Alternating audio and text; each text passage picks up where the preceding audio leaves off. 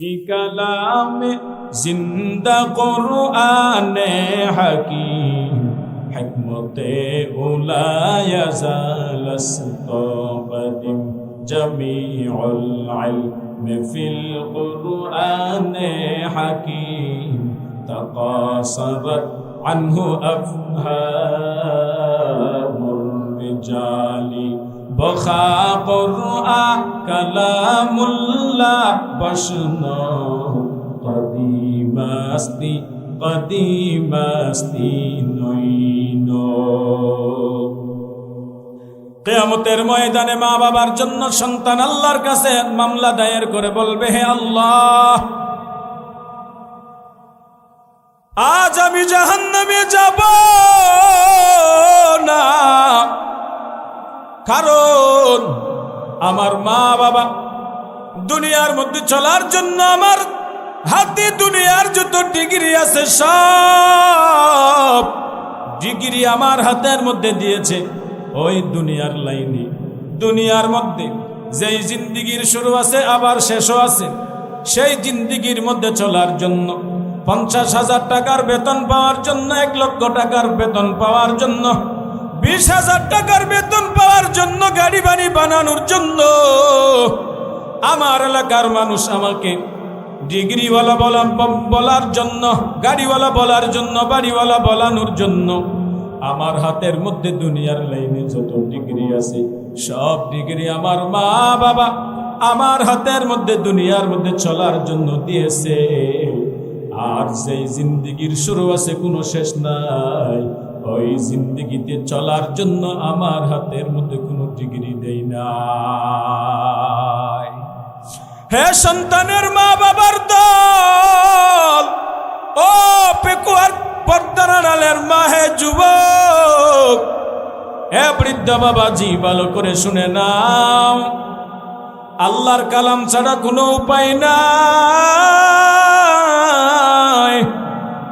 এই জন্য বলবো, আল্লাহর ধরার থেকে বাঁচানোর জন্য ওই সন্তানকে যদি দুনিয়ার কোনো ডিগ্রি আপনি দেন নাই, কিন্তু কোরআনের সহি শুদ্ধ তেলাওয়াত তার সিনার ভিতরে দিয়েছেন, সে ভালোভাবে কোরআনটা জানে, নামাজ রোজা এইগুলো আল্লাহর হুকুম নবীর সুন্নত জানে, যদি দুনিয়ার লাইনে কোনো ডিগ্রি তার হাতের মধ্যে যদি না দেন, আল্লাহর কাছে কোনো ধরা নাই। আর যদি দুনিয়ার যত ডিগ্রি আছে এ থেকে জেড পর্যন্ত, দেশের ডিগ্রি এবং বিদেশের ডিগ্রি যত আছে সব দিয়েছেন, কিন্তু কোরআনের শিক্ষাটা দেন নাই। আল্লাহর কাছে আল্লাহর কাঠগড়ে দড়াইয়া, হে আল্লাহর বান্দারা, হে সন্তানের মা বাবার দল, আল্লাহর আদালতে অবশ্যই জবাবদিহি করতেই হবে। জানিনি কোরআন আজ যে 12 জন মেয়েরা হাফেজা হয়েছে, আপনাদের জন্য বড় সৌভাগ্যের বিষয়।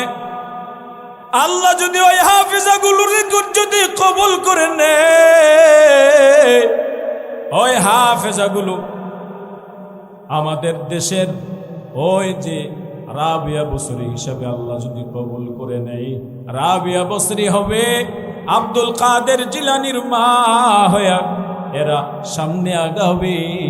হে যুবক, হে পর্দার আড়ালের মা বোনেরা, এ সন্তানের মা বাবার দল, এরা খদিজাতুল কুবরা রাদিয়াল্লাহু তাআলা আনহার মতো হবে, এরা সুমাইয়া রাদিয়াল্লাহু তাআলা আনহার মতো যদি হয়, তাহলে ও মা বাবা আপনার জীবন সার্থক হয়ে যাবে। ওই মা বাবার জীবন বড় ধন্য, যেই মা বাবার সন্তান হয় কোরআনে হাফেজ, ওই মা বাবার জীবন বড় ধন্য, যেই মা বাবার সন্তানেরা হয় কোরআনের আলেম, ওই মা বাবার জীবন বড় ধন্য, যেই মা বাবার সন্তান মসজিদের ইমাম মুয়াজ্জিন হয়, ওই মা বাবার জীবন বড় ধন্য, যেই মা বাবার সন্তান হয় কোরআনের খাদেম এবং কোরআনের দায়ী। আপনাদের জীবন সার্থক। এরে নবীর উম্মতের দল, বুঝাইলে বুঝাইতেছি কোরআন ছাড়া বান্দার কোনো উপায় নাই। কবরে যাওয়া মাত্র বান্দার মাথার কিনারাত থেকে দাঁড়াইয়া থাকবে কুরআন। আল্লাহর নবী বলেন, قال النبي صلى الله عليه وآله وسلم إذا وزع الميت في قبره جاء القرآن عند رأسه والصلاة عن يمينه والصيام عن شماله وسائر الحسنات عند رجليه। অপেক্ষার অন্তরালের মা, হে যুবক বৃদ্ধ বাবাজি, ভালো করে শুনে নাও। যে সন্তান চুরি করতে পারে, ডাকাতি করতে পারে, অন্যকে জুলুম করতে পারে, জুলুম করে যদি আমার কাছে টাকা আনতেই পারে, সেই বড় চালাক, ঠিক নেই? আর যে ছেলেটা নামাজ কালাম নিয়ে থাকে, চুরি বাটপারি চাঁদাবাজি বেয়াদবি এইগুলো যে সন্তান করে না, এই ছেলেটা একবারে বেকুফ, ঠিক নেই? এর নবীর উম্মতের দল, আল্লাহর নবী বলেন, বান্দাকে কবরে দেওয়ার সাথে সাথে তার মাথার কিনারাত থেকে দাঁড়াইয়া থাকবে কুরআন। কি নাকি আমার আব্বা, আমার আহলিয়া, আমার ছেলে, আমার দাদা, আমার মা, তো এদের জন্য তো চুরি করতেছেন। সন্তানের জন্য আপনি চুরি করে কত টাকা এনে তাদেরকে খাওয়াইছেন। সন্তান বাবার জন্য চুরি করে, বাবা সন্তানের জন্য অন্যের মাল চুরি করে তাকে বড় লোক বানায়, ঠিক নেই? সন্তানকে সমাজে প্রতিষ্ঠিত করার জন্য সুদের ব্যবসায় জড়িত বাবা। মানুষ যদি জিজ্ঞাসা করে, ভাই এত টাকা কি করবা? বলে সুদের ব্যবসা ছেড়ে দাও। বলে আমার ছেলে আছে 3 জন, এদেরকে মানুষ করতে হবে, এদের জন্য একটি গাড়ি বাড়ি করি, আমি তারপর চলে যাব। সুদকুর আব্বু জানেরা, ভালো করে শুনে না, যে আল্লাহর বান্দারা সুদের ব্যবসা করে, মানুষকে কষ্ট দিয়া জুলুমি করে, চাঁদাবাজি করে, নিজের সন্তানদের টাকার মালিক বানাইতেছো, গাড়ির মালিক বানাইতেছো, সম্পদের মালিক বানাইতেছো। শুনে নাও, আপনি হারামের লাইনে করবেন, কিন্তু কবরে গেলে আপনার মালগুলো নিয়ে বন্টন করার জন্য তারা ঝগড়া লাগাবে। হঠাৎ করে যদি বড় ভাই অথবা মেজু ভাই, ছোট ভাই যদি একটু বেশি নেয়, ভাইয়ে ভাইয়ের দ্বন্দ্ব লাগিয়া মারামারি করবে। কিন্তু ওইদিকে আপনি কবরের মধ্যে এই হারাম কামায়ের জন্য আপনার কবরের মধ্যে আযাব আর আযাব হতেই থাকবে। কোথায় আপনার চালাকগিরি? কবর আখির ঠিকানা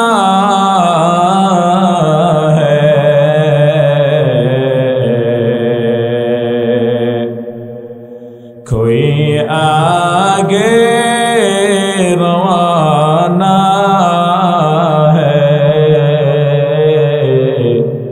कोई पीछे रवाना। बलगल उला बिकमालिही कशफत दुजा बिजमालिही हसनत जमीअ खिसालिही सल्लु अलैहि व आलिहि।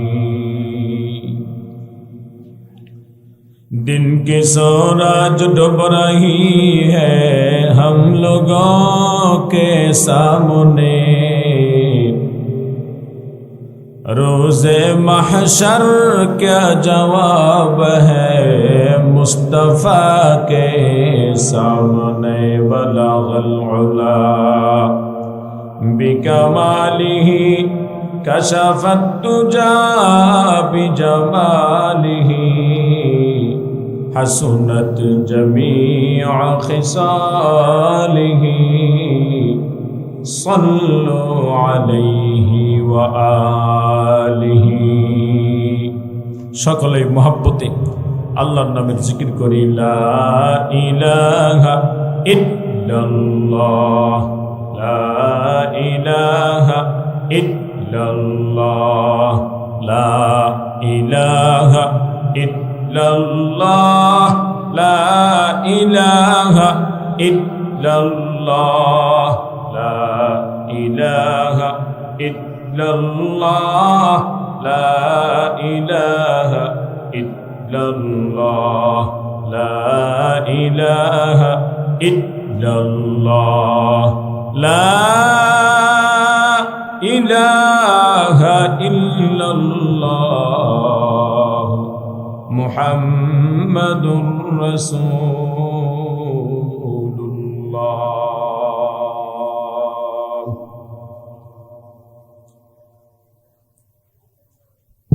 گفتہ پیغمبر کے حق فرموده است من نگنجم هیچ در بالا و پشت در زمین و آسمان و عرش نیز من نگنجم تو یقیدا ای عزیز در دل مومن نگنجم ای عجب گر مراجو ادرا دل ہے طلب لا الہ الا اللہ لا الہ الا اللہ لا الہ الا اللہ لا الہ الا اللہ لا الہ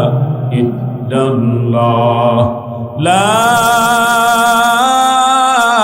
إله إلا الله محمد رسول الله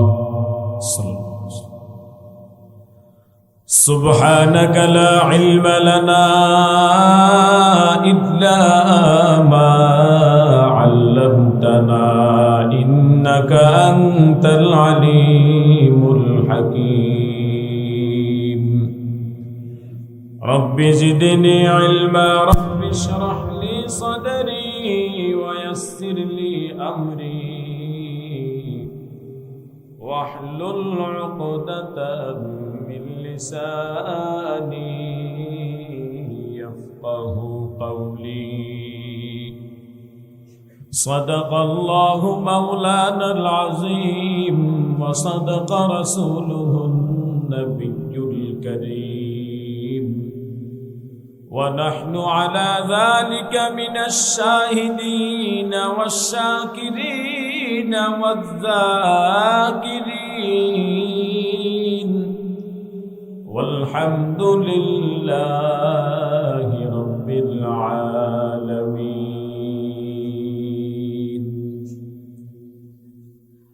قد أرسله الله بشيرا ونذيرا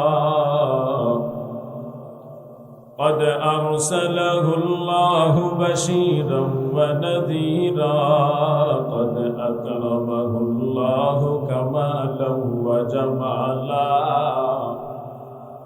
قد أكرمه الله كمالا وجمالا قد هاجر من مكة بالقوم ضعافا قد هاجر من مكة بالقوم ضعافا يسعون إلى يثرب طعنا ورجالا يسعون إلى يثرب طعنا ورجالا أنا أشهد بالله هو الواحد حقا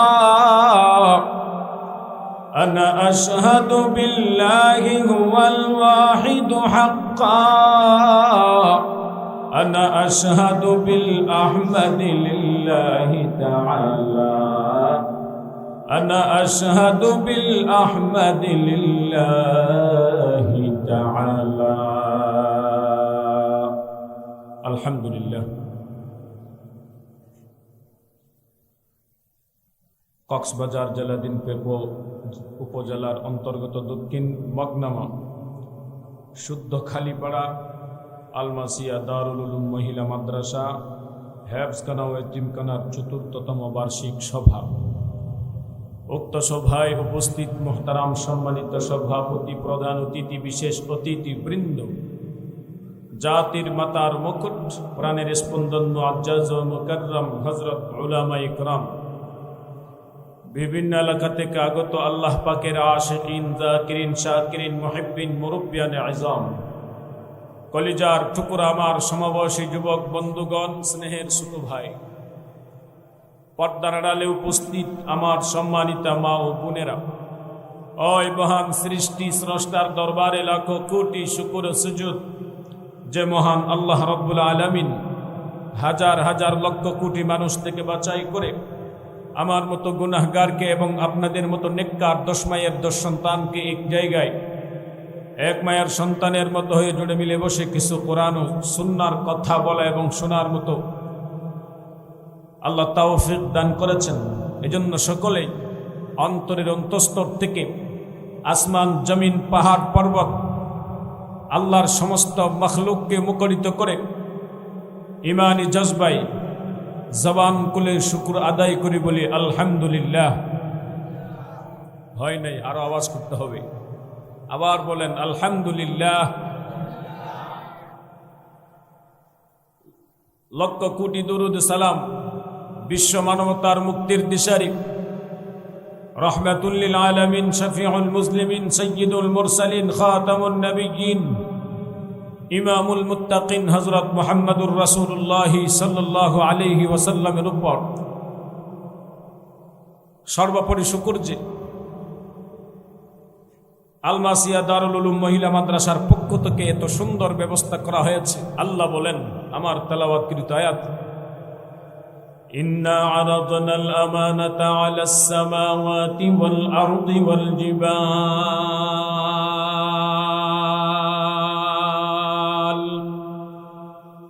والجبال فأبين أن يحملنها وأشفقن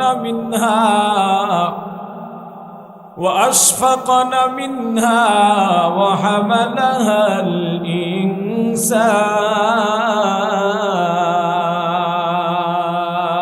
الإنسان إنه كان ظلوما জাহুলা। আল্লাহ বলেন আমি এই কোরআনকে, এই আমানতকে তথা এই কোরআনুল করিমকে আমি পেশ করেছিলাম, আসমানকে পেশ করেছিলাম, জমিনকে, পাহাড় পর্বতকে, সাগর নদীকে, কিন্তু কেউ এই কোরআন বহন করার জন্য প্রস্তুত হয় নাই, রাজি হয় নাই। ওয়াহামালাহাল ইনসান, মানুষ বহন করেছে।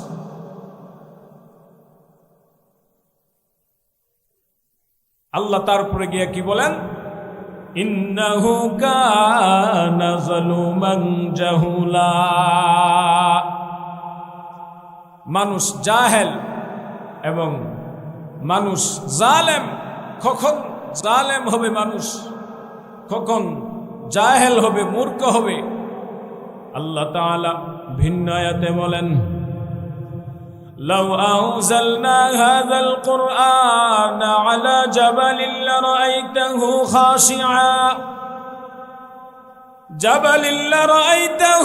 খাশিআন মুতাসাদ্দিআন মিন খাশিয়াতিল্লাহ।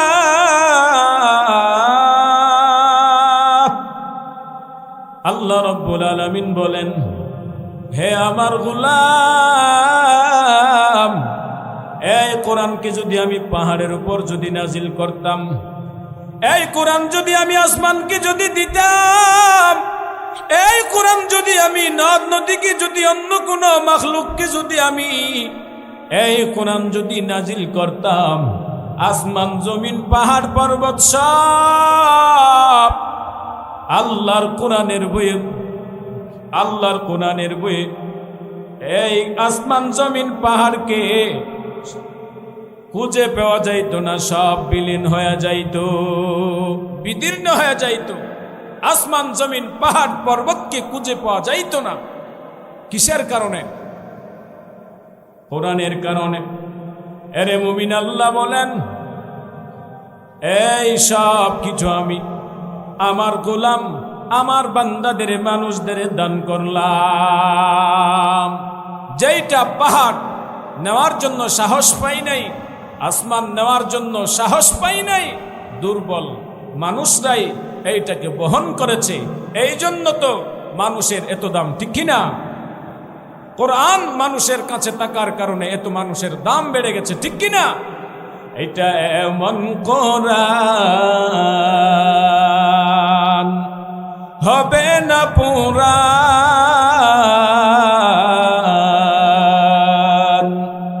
আসমান জমিন নগছের, চাঁদ সূরজ নগছে, শেষকালে গছিল ইনসান। এই কারণে বেড়ে গেছে মুমিনদের মান, আমরা মুসলমানের দাম। এই কারণে বেড়ে গেছে মুমিনদের মান, আমরা মুসলমানের দাম, ঠিক কিনা? নবী যখন দাওয়াত দিলেন কাফেরদেরকে, অসৎ কাফের না মানিল আল্লাহর নবীকে, আরো দুশ্মনী করে। নবী যখন দাওয়াত দিলেন কাফেরদেরকে, অসৎ কাফের না মানিল আল্লাহর নবীকে, আরো দুশ্মনী করে। তাদের জ্বালা ঘর ছাড়িল, গারে হেরাত আশ্রয় নিল, এর মাঝে আসলো রে কোরআন।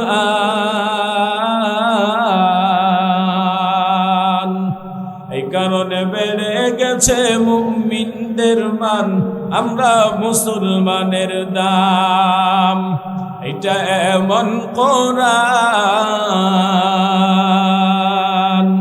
হবে না পুরান। আসমান জমিন নগছের, চাঁদ সূরজ নগছে, শেষকালে গছিল ইনসান। এই কারণে বেড়ে গেছে মুমিনদের মান, আমরা মুসলমানের দাম। গারে হেরাত নবীর কাছে জিবরাইল আসলো, পড়ো তুমি, পড়ো তুমি, জিবরাইল বলল, সেইটা 3 বার বলল। হুজুর পড়ি না পারিল, 3য় বারে যাই পড়িল, জিবরাইল দিয়ে রেসিবান।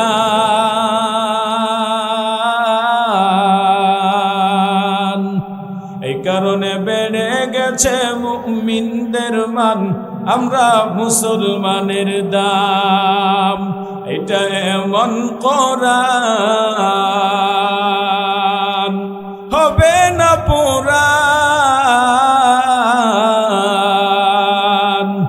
আসমান জমিন নগছের, চাঁদ সূরজ নগছে, শেষকালে গছিল ইনসান। এই কারণে বেড়ে গেছে মুমিনদের মান, আমরা মুসলমানের দাম। জিবরাইলের সিবার মাঝে নবী ডরাইল, সহ্য করে কাঁপি কাঁপি রাস্তা ধরিল, ঘরের মিকা ফিরিল। মা খদিজার কাছে গইল, নরম আওয়াজ দিয়ে বলল, জাম্মিলুনি জাম্মিলুনি, নবীর ফরমান। দাসসিরুনি দাসসিরুনি, নবীর ফরমান। এই কারণে বেড়ে গেছে মুমিনদের মান, আমরা মুসলমানের দাম। এটা এমন কোরআন হবে না পুরান।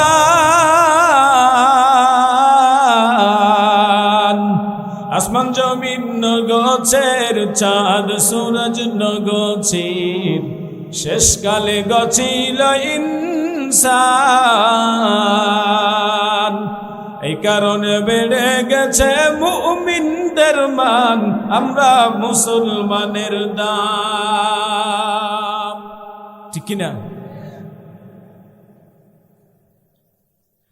এর নবীন উম্মতের দল। আল্লাহ তাআলা এই কোরআন, আসমান জমিন পাহাড় পর্বত নদ নদীকে আল্লাহ তাআলা, ভিন্ন মাখলুক ভিন্ন সৃষ্টিকে আল্লাহ তাআলা পেশ করেছিলেন। কেউ এই কোরআন বহন করার জন্য রাজি হয় নাই, কিন্তু ওই মানুষ বহন করেছে। ঠিক নি? এই জন্য তো এত সম্মান। আল্লাহ তাআলা বলেন, আর রহমান আল্লামাল কুরআন খালাকাল ইনসানা আল্লামাহুল বায়ান। আল্লাহ তাআলা রহমানের পরিচয় দিয়া বলেন, রহমান হলেন যিনি কোরআনের শিক্ষা দিয়েছেন এবং মানুষ বানিয়েছেন তিনি। এরে মুমিন, আল্লাহ তাআলা সূরাতুর রহমানের ভিতরে আল্লাহ তাআলা বহু নিয়ামত সম্পর্কে আল্লাহ বয়ান করেছেন। তার মধ্যে যে প্রথম নিয়ামত আল্লাহ উল্লেখ করেছেন কোরআন। আর রহমান আল্লামাল কুরআন খালাকাল ইনসান। উদাহরণ, আল্লাহ তাআলা কেন এইখানে শিক্ষার কথা, কোরআনের কথা আগে বলেছেন এবং সৃষ্টির কথা, মানুষ সৃষ্টির কথা পরে বলেছেন? কারণ কি? তার জবাব হচ্ছে, মানুষ হওয়ার জন্য তার সিনাই, তার ভিতরে থাকা লাগবে কি? কোরআন। কি থাকা লাগবে? কোরআন ছাড়া, যদি কোরআন না থাকে, চতুষ্পাদ জানোয়ার যেমন আমিও তেমন। হে মুমিন, আল্লাহর কাছে কোরআন ছাড়া মানুষের কোনো দাম নাই। এই বান্দাটা এই জমিনের মধ্যে অন্য চতুষ্পাদ জানোয়ার যেইভাবে চলাফেরা করে, তার চলাফেরাও সেই রকম। কিন্তু যার সিনায় আল্লাহর কোরআন, ওই বান্দা তার মন গড়া চলতে পারে না, তার মন মতো খাইতে পারে না, তার মন মতো ঘুমাইতে পারে না, তার মন চাহিদা কোনো কিছুই করতে পারে না। সে খুঁজে আল্লাহর হুকুম, সে খুঁজে আল্লাহর নবীর সুন্নাত। এরে মুমিন, মানুষটা মানুষ হওয়ার জন্য তার ভিতরে থাকা লাগবে কোরআন। ঠিক কিনা?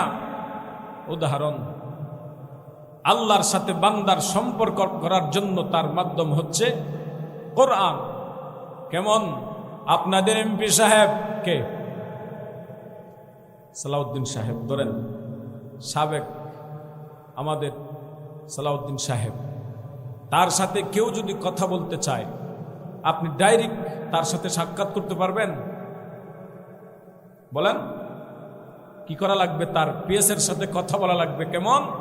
এমপি সাহেব কখন ঘরের মধ্যে চকরিয়াতে আসবে, কোন তারিখ, কোন মাসে, কোন দিন, কোন টাইমে, সব ওই পিএসের সাথে কথা বলে আপনার যে দাবি তাকে বলবেন, তাকে জানাবেন।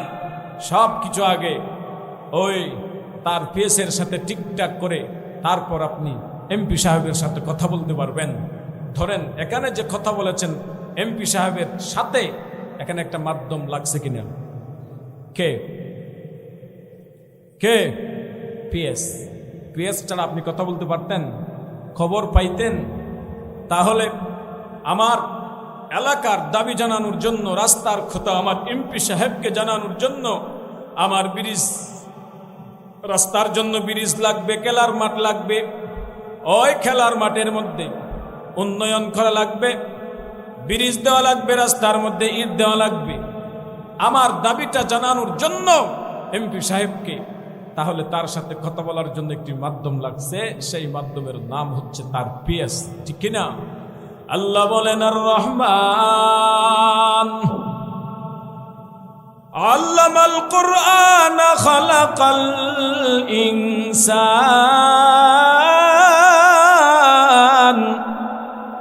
হে বান্দা, তুমি যদি আমার সাথে কথা বলতে চাও, এরে আমার গোলাম, যদি তুমি আমার সাথে কথা বলতে চাও, তার একটি মাধ্যম লাগবে। সেই মাধ্যমের নাম হলো আল্লামাল কুরআন।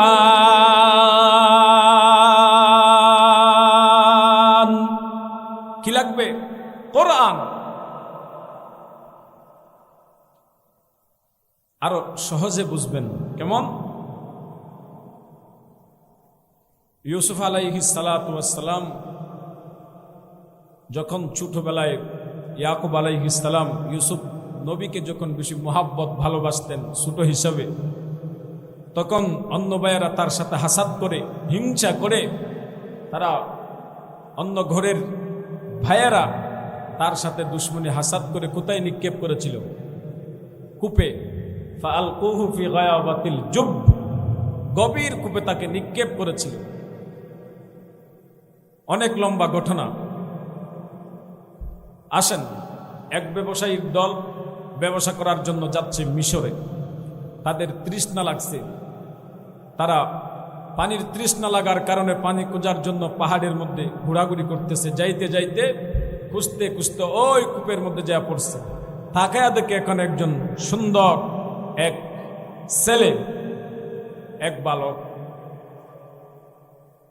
এখন আসেন, ইউসুফ আলাইহিস সালাম কোথায়?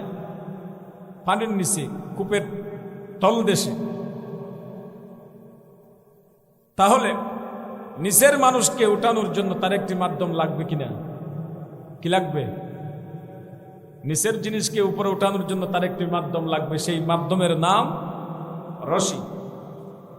আসেন, রশি ছাড়া আপনি যতই চেষ্টা করেন না কেন পারবেন? ইউসুফ আলাইহিস সালাম পানির ভিতর। এখন যারা পানি খুঁজতেছে, ব্যবসায়ীর দল, এরা তাকাইয়া দেখে কূপের নিচে একজন সুন্দর বালক। তারা কি জানে? ইউসুফ আলাইহিস সালাম। ইউসুফ আলাইহিস সালাম কি জানে সে কোথায় ছিল, এখন কি হবে, যাইয়া তাকে কেমন ভাবে বিক্রি করা হবে, কাকে বিক্রি করা হবে, বিক্রি হওয়ার পর জেলখানায় যাবে, জেলখানায় যাওয়ার পর সে বাদশাহ হবে জানে, মন্ত্রী হবে জানে। সব করেন কে? কে? এর নবীর উম্মতের দল। ইউসুফ আলাইহিস সালাম নিচে, ব্যবসায়ীর দলেরা পানি খোঁজার জন্য, যারা পানি খাওয়া পান করার জন্য গিয়েছে, এরা নিচে। এখন নিচের মানুষকে উপরে উঠানোর জন্য একটি মাধ্যম লাগবে রে মুমিন।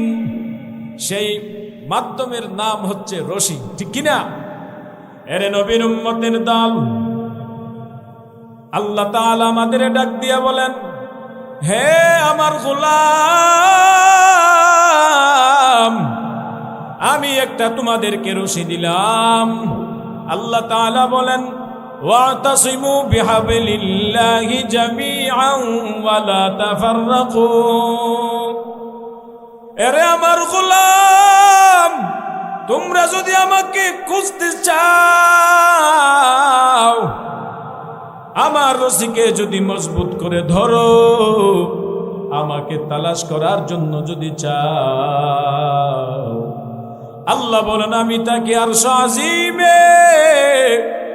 এরে আমার গোলাম, তোমরা থাকো বাংলাদেশে, পেকুয়াতে, ইন্ডিয়াতে, সৌদি আরবে, কাতারে, আমার রশিটা মজবুত করে যখন ধরবা, সেই রশির নাম হলো আল্লাহর কোরআন।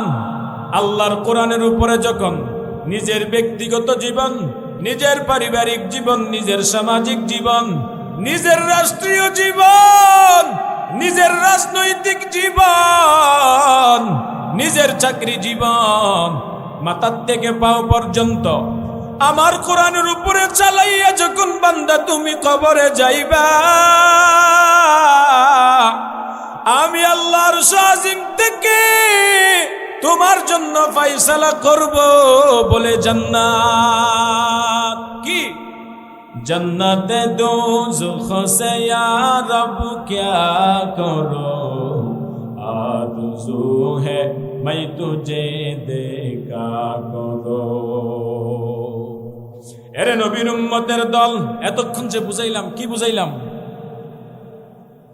আল্লাহর সাথে যদি বান্দা সম্পর্ক করতে চাই তার একটি মাধ্যম লাগবে, সেই মাধ্যমের নাম বলেন, আর আওয়াজ করে বলেন কি, আর আওয়াজ করে বলেন কি?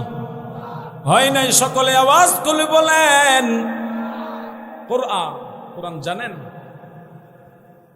এ বৃদ্ধ বাবাজি, হে যুবক, পর্দার আড়ালের মা বোনেরা, মাইকের আওয়াজ যতটুকু পর্যন্ত যাচ্ছে, হে যুবক, বৃদ্ধ বাবাজি, হে পর্দার আড়ালের মা বোনেরা, ভালো করে শুনে নাও।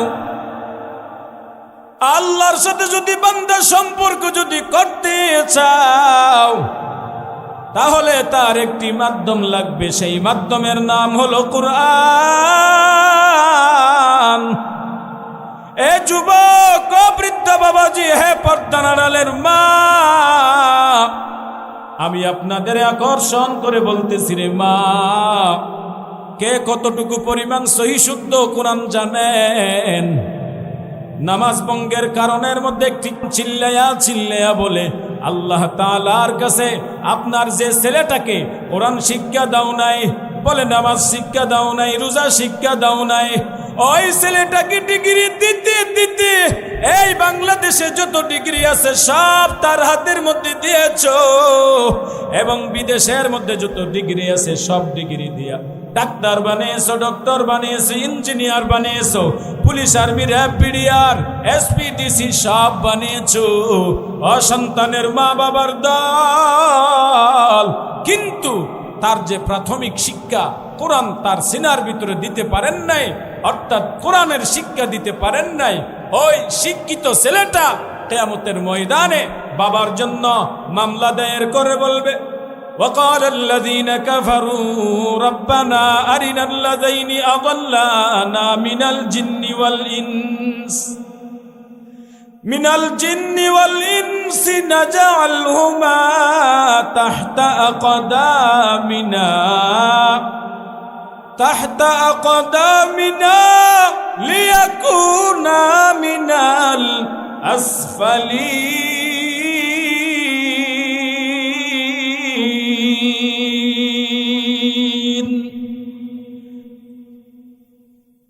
এত যদি টাকার যদি আপনি মাস্তানি যদি করতে চান, হ্যাঁ, হালাল ব্যবসার মাধ্যমে কষ্ট করে ছেলেকে টাকার মালিক বানান, নিজের টাকার মালিক হন, নিজের প্রতিবেশী যারা আছে এদেরকে হালালের মাধ্যমে সহযোগিতা করেন।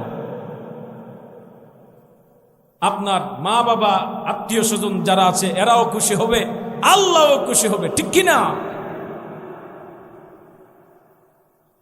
এর নবীর উম্মতের দল, মাতার কিনারার থেকে কোরআন ডাক দিয়া বলবে, ফিরিস্তা যখন সওয়াল করার জন্য আসবে, হে ভাই উঠো, কোরআন ডাক দিয়া বলবে, ভাই তুমি কে? বলে আমি মুনকার নাকির ফিরিস্তা। কি হয়েছে? বলে এই বান্দাকে ডিস্টার্ব করিও না, মাত্র আমার বান্দাটা, আল্লাহর বান্দাটা মাত্র ঘুমিয়েছে, ঘুমের মধ্যে তুমি ডিস্টার্ব করিও না, সাবধান। ফেরেশতা আবার ডাক দিয়া বলে, হে ভাই তুমি কে? কাকে? কোরআনকে। তুমি কে? আল্লাহর কালাম ডাক দিয়া বলে, হে মুনকার নাকির ফেরেশতা, আমি হলাম এই বান্দার চরম পরম বন্ধু। আমাকে দুনিয়ায় থাকতে এই বান্দা ফজরের পরে তেলাওয়াত করত, নিজের ব্যক্তিগত জীবনের মধ্যে আমি কোরআনের উপর তার ব্যক্তিগত জীবন চালিয়েছে, আমি কোরআনের উপরে তার সামাজিক জীবন চালিয়েছে, আমি কোরআনের উপরে তার ব্যবসায়িক জীবন চালিয়েছে, আমি কোরআনের উপরে তার রাজনৈতিক জীবন চালিয়েছে, আমি কোরআনের উপরে তার ব্যবসা প্রতিষ্ঠান মাথার থেকে পাও পর্যন্ত, ডানে বামে সামনে পিছনে সব দিকে আমি কোরআনের উপর তার জীবন চালিয়েছি। আমি হলাম এই বান্দার চরম পরম বন্ধু কুরআন। কি তাদিউল কুরআন পসন্দ পেশে খুদা হুরু গিলমান লাজুরম বহরস ফেদা ঘর কো রাখা নিশবারুস এ হাবিব হুরু গিলমান তেরে বাশদ নসিব। আমি আপনাদের কাছে পরে বলবো, হ্যাঁ জান কি লাগবে কবরে? কোরআন। কোরআন ছাড়া উপায় আছে? পাহারাদার থাকবে? আমাদের দেশে এমপি মন্ত্রীরা যখন এই দিক সেই দিক যখন যায়, তাদেরকে চতুর্দিক থেকে পাহারার বেষ্টনী দেয়। কারণ কি? হঠাৎ কোন সময় গুলি করে অন্য দলের মানুষরা তাদেরকে আঘাত করে, এই ভয়। ঠিক কিনা?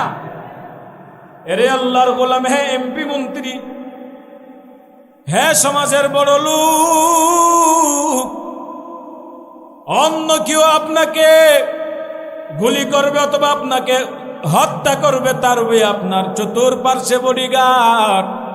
এই দুনিয়ার লাইনে আপনি চতুর্দিকে বডিগার্ড রাখবেন, কিন্তু 3.5 হাত মাটির নিচে কোনো বডিগার্ড নাই। দুনিয়ায় বিপদে পড়লে বাবার কাছে যদি খবর যায়, মায়ের কাছে যদি খবর যায়, মা বাবা পাগলের মতো হয়ে যায় কেমনে সন্তানকে ওই বিপদ থেকে উদ্ধার করা যায়। ঠিক নেই? ওই কবরে তো কোনো মা নাই, কোনো বাবা নাই, কোনো আত্মীয় স্বজন, কোনো পাহারাদার, কোনো বডিগার্ড নাই। ওইখানে বডিগার্ড হবে আপনার মাথার কিনারা থেকে আল্লাহ তাআলার কোরআন। কি লাগবে নি কোরআন? ছেলেকে শিক্ষা দিবেননি? বলেন।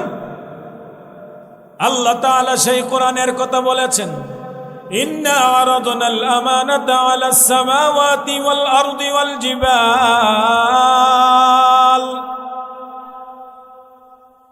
জিবাল ফাবাইনা আন ইয়াহমিলনাহা ওয়া আশফাকনা মিনহা ওয়া হামালাহাল ইনসান ইন্নাহু কানা যালুমান জাহুলা। আল্লাহ তাআলা সেই কোরআনকে আসমানকে পেশ করেছিলেন, জমিনকে পেশ করেছিলেন এই আমানতটাকে। আসমান বলেছে, হে মালিক, আমি এই আমানতের রক্ষা করতে পারবো না। জমিন বলেছে, হে মালিক, আমি এই আমানতের রক্ষা করতে পারবো না। কিন্তু দুর্বল মানুষরাই সেইটাকে বহন করেছে। এরে নবীর উম্মতের দল, আল্লাহ তাআলা মানুষকে 2টি গালিও দিয়েছেন। ইন্নাহু কানা যালুমান জাহুলা। মানুষ বড়ই জালেম, মানুষ বড়ই জাহেল, মানুষ মূর্খ এবং জালেম আর দ্বিতীয় কেউ নাই। আল্লাহ তাআলা জাহেল বলেছেন, অর্থাৎ মূর্খ। হে মুমিন, আপনার কাছে সব কিছুর দাম আপনার কাছে আছে, কিন্তু মুসলমান হইয়াও মুসলমানের কাছে কোরআনের কোনো দাম নাই। ঠিক নেই? এইজন যদি দাম থাকতো, আপনার ছেলেটা স্কুল কলেজ ভার্সিটির মধ্যে পড়ে, ছেলেটা মাস্টার্স পাস করে বড় ডিগ্রিওয়ালা হয়েছে সে, কিন্তু দেখা যায় সব লাইনে সে 100 কোরআনের বেলায় সে একবারে জিরো। দাম আছে এই জন্য জিরো, নাকি দাম নাই এই জন্য জিরো? বলেন বলেন। আমার দেশের বহু আর্মি, র্যাব, বিডিআর আমাদের প্রশাসনিকভাবে আছে, অন্য কোনো ভিন্ন লাইনে যারা চাকরি করে, জেনারেল লাইনে পড়েছে মুসলমানের সন্তান, ডিগ্রি নেওয়ার পর তাকে দেখেন সব দিক থেকে 100, কিন্তু কোরআন তেলাওয়াতের বেলায় মুসলমানের সন্তান একবারেই জিরো। ঠিক নেই? এখন যদি আপনারা এখানে যারা আছেন, 2% সূরাতুল ফাতিহাটা শুদ্ধ করে পারবে না। যেইভাবে নামাজ পড়লে হয় সেইভাবে আপনারা, আমার মনে হয় 10 ভাগ করে 8 ভাগ মানুষ পারবে না। এইটা কোরআনের দাম আছে বলে নাকি দাম নাই বলে আমরা কোরআন সহি শুদ্ধ জানি না? বলেন। এরে নবীর উম্মতের দল, মুসলমানের সন্তান, স্কুলের মধ্যে 10টা 8টা 9টা বিষয় নিয়ে পড়ে, কিন্তু তাকে দেখো মুসলমানের সন্তান, ওই সন্তানের মা বাবারা সন্তানকে বাংলা, ইংলিশ, অঙ্ক, ভূগোল, কম্পিউটার যত সাবজেক্ট আছে সব সাবজেক্ট পড়ানোর জন্য মা বাবারা প্রাইভেট পড়ানোর জন্য টাকাও পায় এবং মাস্টারও পায়, সময়ও পায়, ঠিক নেই? আর কোরআনটা মক্তবে 1 ঘন্টা পড়লে যদি 100 করে টাকা নেয়, মুয়াজ্জিন সাহেব, ইমাম সাহেব ওই 100 টাকার জন্য মারামারি করে, ঠিক কিনা? এটা কোরআনের দাম আছেই নাকি নাই? বলেন। আল্লাহ বলেন, এদেরে বলেছেন কারা? তুমি যত বড় শিক্ষিত হও না কেন, তুমি যত বড় ডিগ্রিওয়ালা হও না কেন, তুমি এই জমিনের মধ্যে যত বড় শিক্ষিত তুমি দাবি করো না কেন, আল্লাহ বলেন আমার কালামের শিক্ষা তোমার সিনাই যদি না থাকে, কোরআনের সহি শুদ্ধ তেলাওয়াত যদি তুমি না জানো, আল্লাহ বলেছেন এই মানুষটাই বড় বলে জাহেল। কোন মানুষটা জাহেল? বলেন। এমপি সাহেব যদি হয়, আমার এমপি সাহেব যদি কোরআনের সহি শুদ্ধ যদি তেলাওয়াত না জানে, এমপি সাহেবকে আল্লাহ বলেছেন জাহেল, মূর্খ। কোরআনের সাথে কারো কোনো পাল্লা নাই, 100 কোরআন। হ্যাঁ, দুনিয়ার কোনো ইলম, শিক্ষা, দীক্ষা আপনার কাছে কিচ্ছু নাই। আল্লাহ বলেছেন ওই বান্দাকে শিক্ষিত, ওই বান্দাকে মানুষ। তাহলে জবাব দেন, আমার প্রশাসনিক লাইনে যারা পুলিশের চাকরি করে, বিডিআরের চাকরি করে, র্যাবের চাকরি করে, যত আমার বাহিনী আমার দেশের ভিতরে আছে মুমিন, ওই কোরআনওয়ালা পুলিশ, এসপি, ডিসি, এসআই, দারোগা যদি হয়, তাকে কোরআন ধাক্কা লাগাবে। এই তুই এসপি হয়া থানার মানুষকে কষ্ট দিবি না, তুমি এসপির কারণে যেন কোরআন তাকে সিনার ভিতরে ধাক্কা লাগাবে। এই তোমার থানার এসআই সাহেব, তোমার থানার কোনো মানুষ যেন তোমার কারণে কষ্ট না পায়, তোমার কলমের কুসার কারণে যেন কষ্ট না পায়, তোমার জবানের কারণে যেন কষ্ট না পায়, তোমার হাতের কারণে যেন কষ্ট না পায়, তোমার মস্তিষ্কের চিন্তার কারণে মিথ্যা যেন সত্য না হয়, সত্য যেন মিথ্যা না হয়। যদি তার সিনার ভিতরে কোরআন থাকে, কোরআনওয়ালার দ্বারা কোনোদিন অন্য কোনো সমাজের মানুষ, অন্য কোনো থানার মানুষ, আমার কোনো জেলার মানুষ, আমার বাংলাদেশের কোনো মানুষ কোরআনওয়ালার কলমের কুসাই একজন মানুষও কষ্ট পাবে না, ঠিক কিনা? জুলমে শিকার হবে না, কারণ তাকে ধাক্কা দিবে কি? কোরআন। কোরআন তাকে ধাক্কা লাগাবে। যদি জুলুম করস এই বান্দার উপরেও সাহাই, বান্দার উপরে তোমার ছেলে পাগল হয়ে যাবে, তোমার বিবি পাগল হয়ে যাবে, কোরআন তাকে ধাক্কা দিয়ে বলবে সাবধান, মানুষের সাথে জুলুম করিও না, যদি যদি করো তোমার সন্তান লোলা হয়ে যাবে।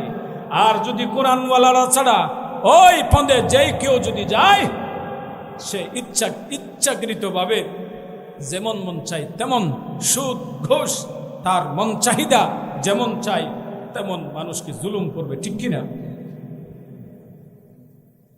এই 1 বছর আগে আমাদের থেকে চলে গেল একনায়ক শাসন, ঠিক কিনা?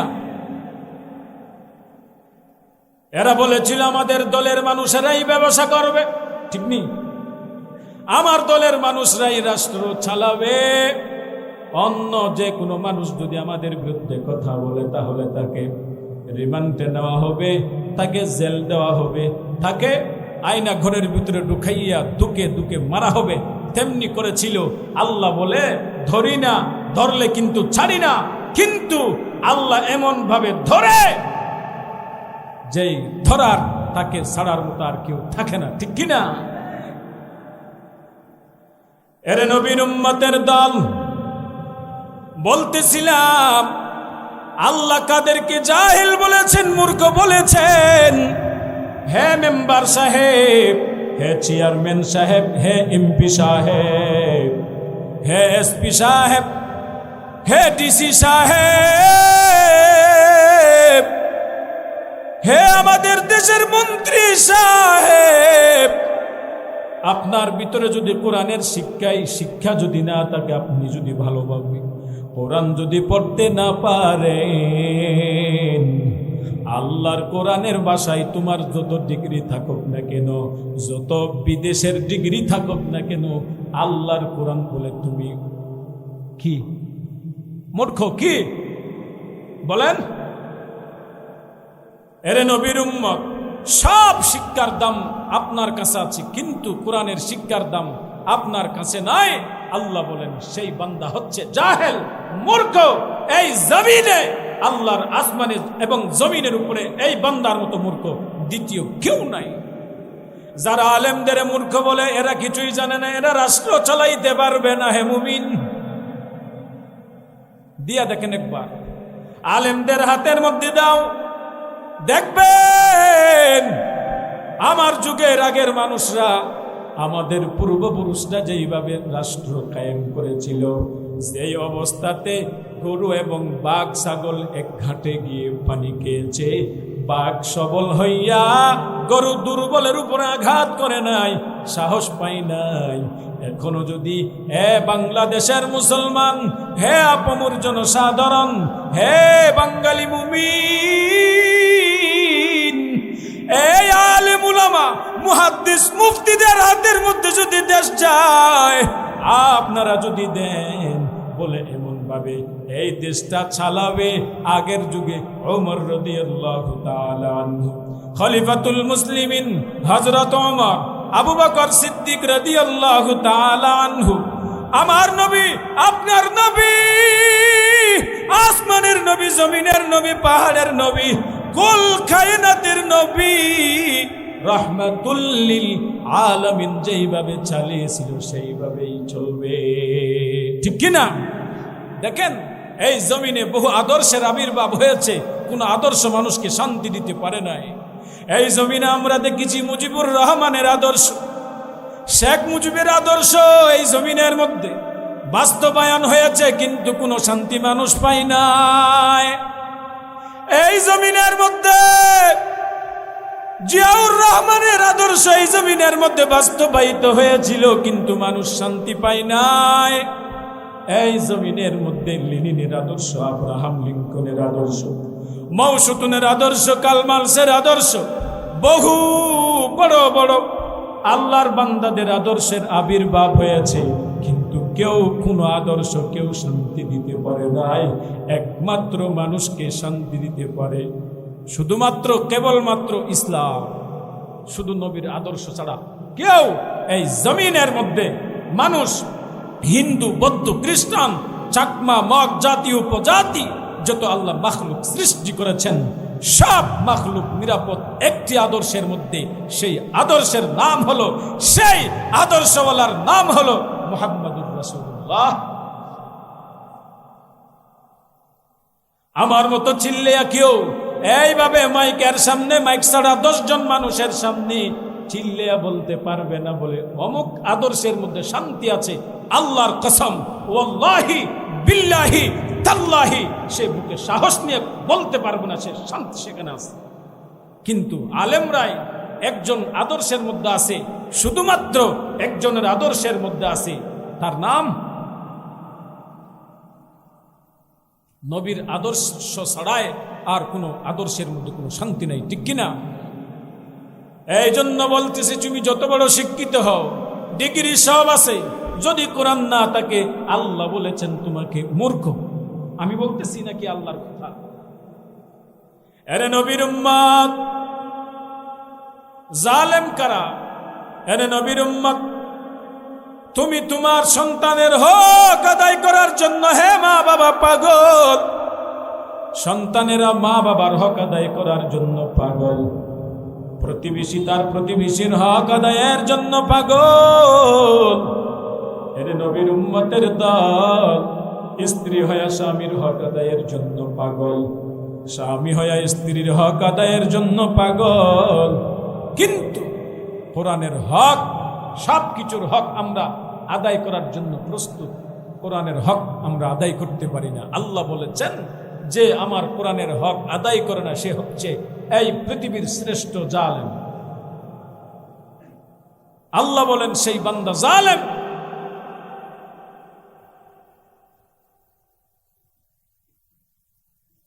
উদাহরণ, 3 ভাইয়ের মধ্যে যদি এক ভাই, এক বাবার জমিন,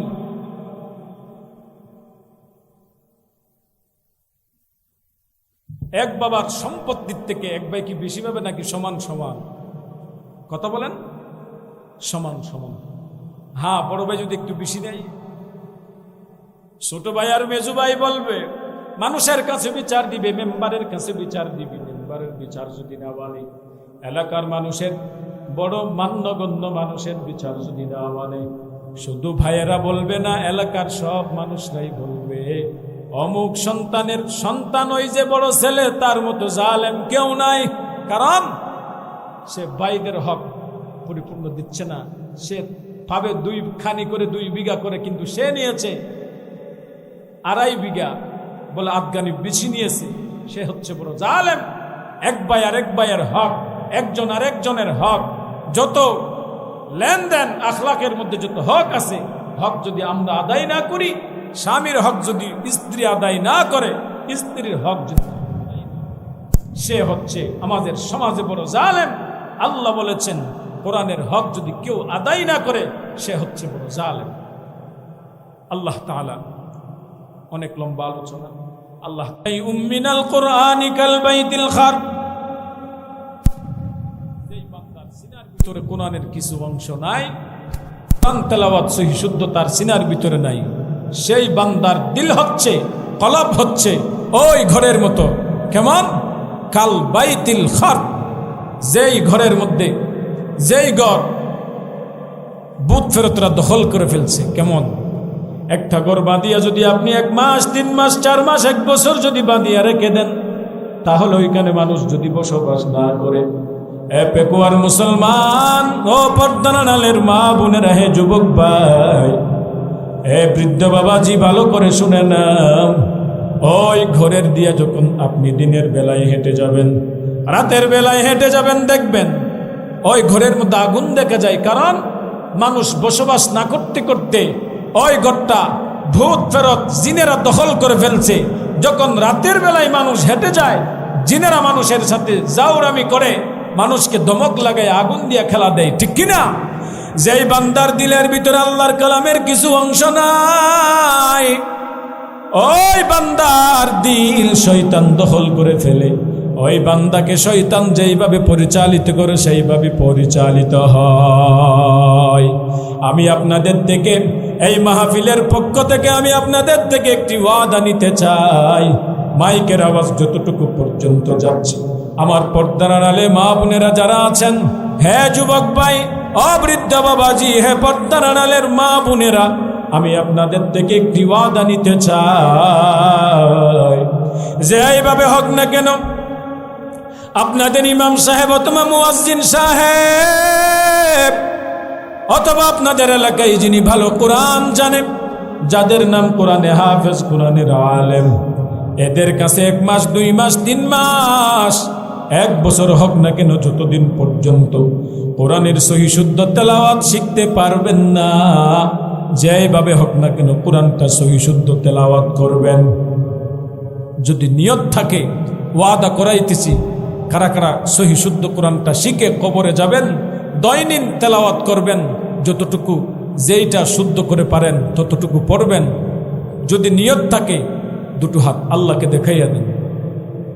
হাত সোজা করেন, আরো সোজা করেন। আমি সতর্কবাণী দিচ্ছি, যাদের নিয়ত ভালো না এরা হাত নামান। নিয়ত ভালো না, শিখবেন না। যাদের নিয়ত ভালো এরা হাত আরো সোজা করেন। আয় আল্লাহ, আমাদের হাত কবুল করে নাও। যে অবস্থাতে মুনাফিকের বাচ্চারা, জালেমের বাচ্চারা, বেঈমান ইহুদি খ্রিস্টানরা কোরআনকে ধ্বংস করার জন্য প্রস্তুত, আয় আল্লাহ এই সময় আয় আল্লাহ আপনার কাছে আপনার বান্দাদের আমার দায়িত্ব আপনার হাতে উঠিয়ে দিলাম। আয় আল্লাহ আমরা যারা হাত উঠাইলাম পর্দার আড়ালে আমার যার মা বোনেরা যারা আছেন, আয় আল্লাহ যেইভাবে হোক না কেন আমরা সকলকেই কোরআন বলা বানাইয়া দেন। আয় আল্লাহ সকলকে কোরআনের খাদেম দাঈ হিসেবে কবুল করে নেন। সকলেই হাত নামান। আল্লাহ মাদ্রাসা কবুল করেন। এটা হচ্ছে আমার ওস্তাদের শ্বশুরের মাদ্রাসা, অর্থাৎ আমার নানার মাদ্রাসায় বয়ান করলাম, ঠিক কিনা? আলহামদুলিল্লাহ, আল্লাহ মাদ্রাসা